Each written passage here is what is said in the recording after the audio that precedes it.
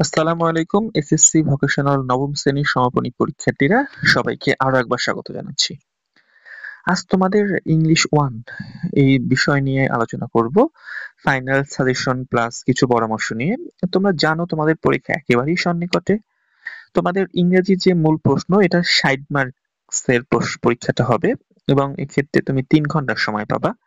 তোমার সমস্ত পরীক্ষাটার সিলেবাস নিয়ে একটু আগে বলতে হয়। এখানে তোমাদের ৩টা পার্ট আছে। পার্ট এ যেখানে তোমাদের থাকবে সিন কম্প্রিহেনশন এবং আনসিন কম্প্রিহেনশন। সিন কম্প্রিহেনশনে তোমাদের বইয়ের মধ্যে থেকে একটা সিন কম্প্রিহেনশন দেওয়া হবে। সেখান থেকে কিছু চুজ দ্য বেস্ট কোশ্চেন মানে অবজেক্টিভ টাইপের শুধু তুলে দিতে হবে। কিছু থাকবে ওই যে সিন কম্প্রিহেনশন দেয়া থাকবে সেখান থেকে তোমাকে কিছু প্রশ্ন তুলে দেওয়া হবে। সেগুলো শর্ট কোশ্চেন গুলো তোমাকে অ্যান্সার করতে হবে।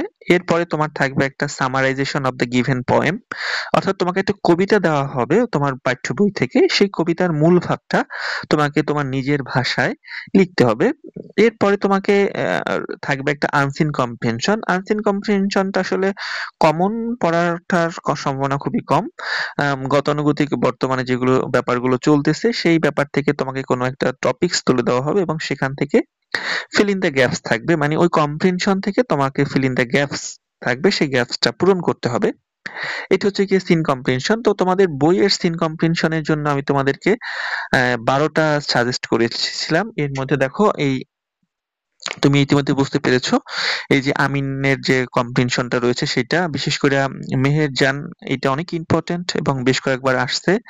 এছাড়া তোমার আরেকটা আছে Shyam, hi I am Shyam from Magura, এটা অনেক ইম্পর্টেন্ট। এছাড়া ইসের জহির রায়হান একটা একটা রয়েছে, এটাও তোমাদের জন্য অনেক ইম্পর্টেন্ট।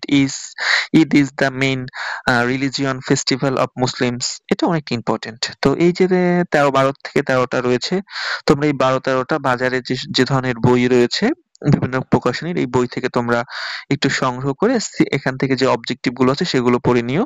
পোয়েমও তোমাদের জন্য ঠিক ১২টাই দেওয়া রয়েছে। ওহ মি, এরপরে হট ওয়ার্ল্ড অফ ওন্ডার আর আওয়ার বুকস, এরপরে আই হ্যাড টু মাদার্স, এরপরে টু ডিফারেন্ট পিপল, এই যে পোয়েম গুলো দেওয়া আছে এই পোয়েম গুলোর মূল ভাব যেগুলো সেগুলো তোমরা একটু অবশ্যই পড়ে নিবে। এরপরে আমরা চলে আসি যদি পার্ট বি তে। পার্ট বি তে তার মানে তোমরা ১, ২, ৩ এই ৩ কোশ্চেন থাকবে পার্ট এ তে। আবার বলতেছি ১ নম্বরে থাকবে তোমার মাল্টিপল কোশ্চেনস, ২ নম্বরে তোমরা পাবা কয়েকটা শর্ট কোশ্চেনস, আর ৩ নম্বরে তোমরা পাবা আনসিন কম্প্রিহেনশন থেকে একটা সামারাইজেশন লিখতে, এবং ৪ নম্বরে থাকবে আনসিন কম্প্রিহেনশন, সরি তোমাকে ভুল বলছি, সিন পোয়েম থেকে একটা সামারাইজেশন লিখতে, এবং ৪ নম্বরে পাবা আনসিন কম্প্রিহেনশন থেকে তোমাদের একটা fill in the gaps fill up করতে হবে। পরবর্তী অংশে তুমি যখন যাবা সেটা হচ্ছে গিয়ে সেই গ্রামার পার্ট। গ্রামার পার্টে তোমাকে আসলে একটা টেবিল, সুইটেবল টেবিল থাকবে। সেই টেবিলটাকে তোমাকে, টেবিলের ৩টা কলাম থাকবে। সেই কলাম থেকে সেন্টেন্স, মিনিংফুল সেন্টেন্স তোমাকে লিখতে হবে। তোমাদের জন্য বিগত সালের কতগুলো প্রশ্ন একত্রিত করে দেওয়া হয়েছে। তোমরা এগুলো যদি বাসায় বসে মোর অ্যান্ড মোর প্র্যাকটিস করো ইনশাল্লাহ তাহলেই তোমাদের ভালো রেজাল্ট করতে পারবে। এবং মনে রাখবা যে কলাম সি তে কিন্তু কোনো সেন্টেন্স একাধিকবার ব্যবহার করবে না।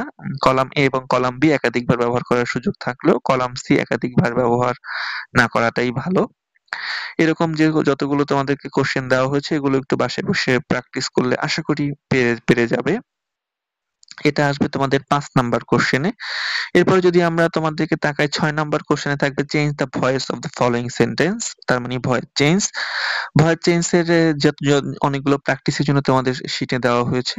তোমরা টোটালি একটু শিট গুলো দেখবা। আশা করি এগুলো বাসায় বসে একটু মোর অ্যান্ড মোর প্র্যাকটিস করলে অবশ্যই পাবা ইনশাল্লাহ, আশা রাখি। পরবর্তী যেটা থাকবে সেটা হচ্ছে গিয়ে completing the with infinitive gerund, এগুলো থেকে। তো এক্ষেত্রে তোমাদেরকে অনেকগুলো অপশন দেওয়া হয়েছে যেগুলো আসলে বিগত সালে বিভিন্ন পরীক্ষায় আসছিল। তোমরা যদি এই কমপ্লিট এই সেন্টেন্স গুলো তোমরা করো তাহলে আশা করি এগুলো পারবে।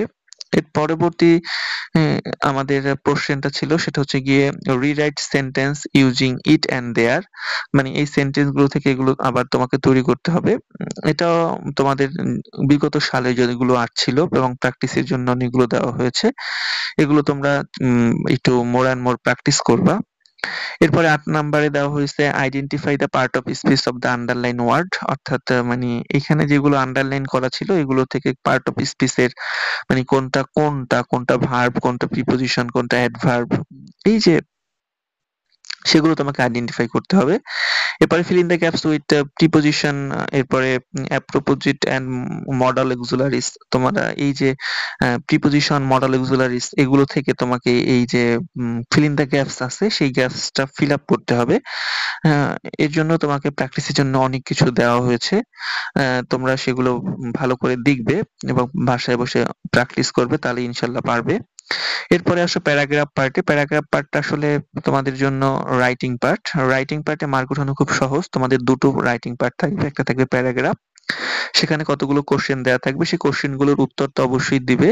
সেই কোশ্চেনের আলোকেই প্যারাগ্রাফটা লেখার চেষ্টা করবে। এখানে আমি অনেকগুলো প্যারাগ্রাফ তোমাদেরকে দিয়েছি। মনে রাখতে হবে এর ভিতরে ইম্পর্টেন্ট অনুযায়ী দেওয়া হয়েছে প্যারাগ্রাফ গুলো মূলত। এর বাইরেও তোমাদের আর কিছু না পারলেই হবে। এগুলো ভালো করে যদি দেখে যাও ইনশাল্লাহ সেখান থেকেই কমন পড়বে। আর রাইটিং, লেটার রাইটিং এর একটা কথা আছে। লেটার রাইটিং এর ক্ষেত্রে ৩ টাইপের আছে। অনেক সময় ইমেল আসে, এরপরে তোমার পার্সোনাল অ্যাপ্লিকেশন আসে, আর পার্সোনাল লেটার আসে আর অ্যাপ্লিকেশন আসে। তবে আমি তোমাদেরকে সাজেস্ট করব শুধু অ্যাপ্লিকেশনটা পড়ে গেলেই হবে, অথবা তুমি যদি সিভিটা পড়ে যাও তাহলেই হবে। সেক্ষেত্রে আমি কয়েকটা অ্যাপ্লিকেশন তোমার জন্য তৈরি করে রেখেছি। এই অ্যাপ্লিকেশন গুলো তুমি যদি ভালো করে দেখো ইনশাল্লাহ তাতেই হবে। সর্বোপরি তোমার মাথা ঠান্ডা রেখে এই কোশ্চেন গুলো পড়ো, যেহেতু পরীক্ষা খুবই সন্নিকটে। আর যেকোনো হেল্পের জন্য তুমি নক করতে পারো, ইনশাল্লাহ তোমাদের সর্বক্ষণিক ভালো হেল্প করা হবে। ধন্যবাদ। ভালো থাকবে।